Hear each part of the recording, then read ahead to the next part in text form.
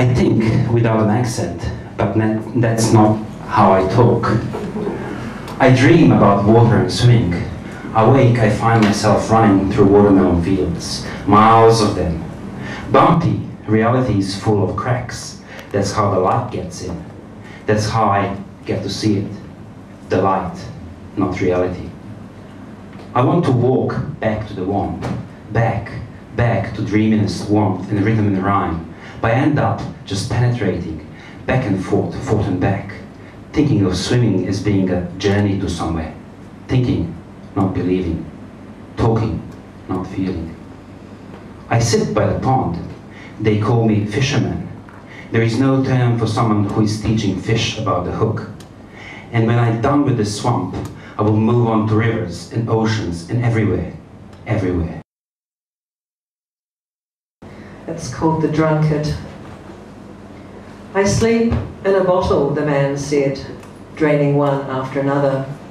I sleep in a can, he said, pouring the contents of 9 of them down his throat. When I stop, he said, the pain starts. I feel it here, here and here, he said, pointing.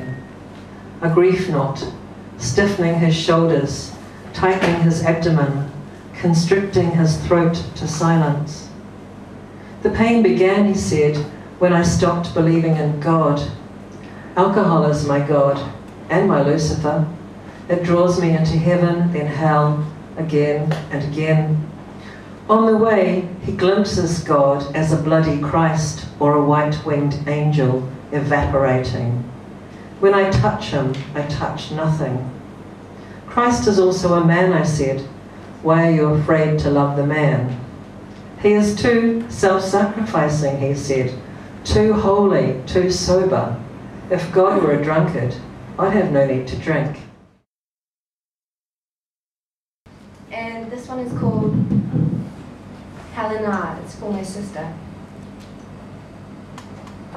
Crystal petals, or are they flakes, fall around her, with her next mess to master, washing pile to fold, child to impress, second put to bed.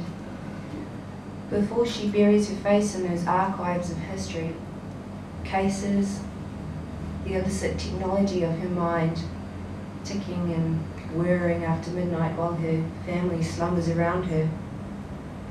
Untold piles of soothing clothes for her to lay her head in and achieve, with a fanatical flair, her the hostess, with a maniacal smile. She must do all of this before she rests, and more.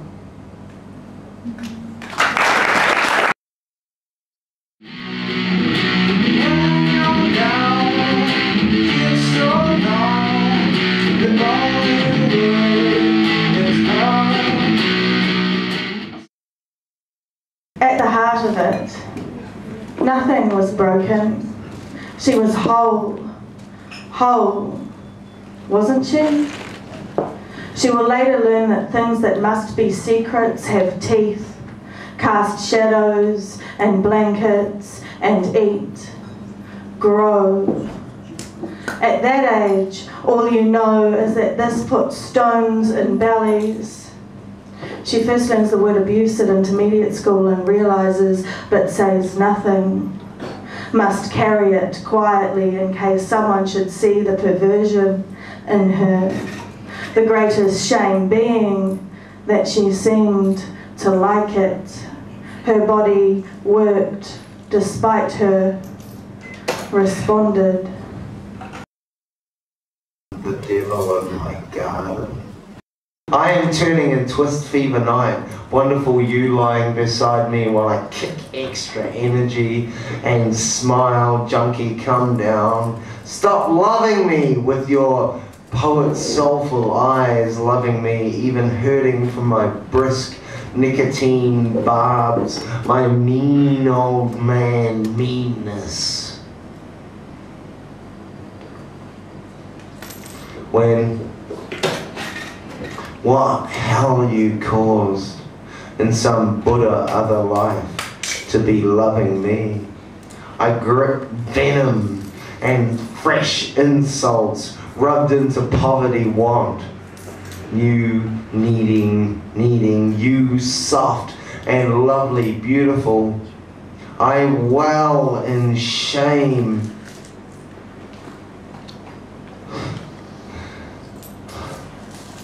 At my horrid, drunk, horrid sickness, junk, eyes cleansed over in horror at my selfish.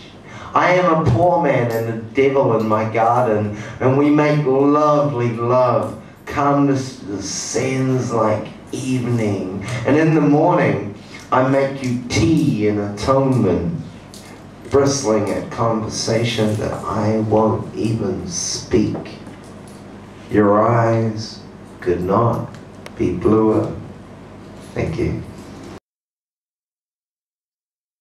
Is this a new direction? She asked, as if death were not the ultimate direction of us all, as if death were not the intimate companion of us all, as if death were not the constant incentive to create, as if death were not connected with the life force of love that dominates our lives. But it is. Death is as unmentionable as sex and birth and everything important. Death is one's constant companion, cajoling one into creativity with its "how much longer have you got?" Death is the spice that adds value to life, the escape from the pain of life, and the final commentary on life. Death is the only direction, the only certainty. And that's us. Thank you, everybody. We'll see you next week.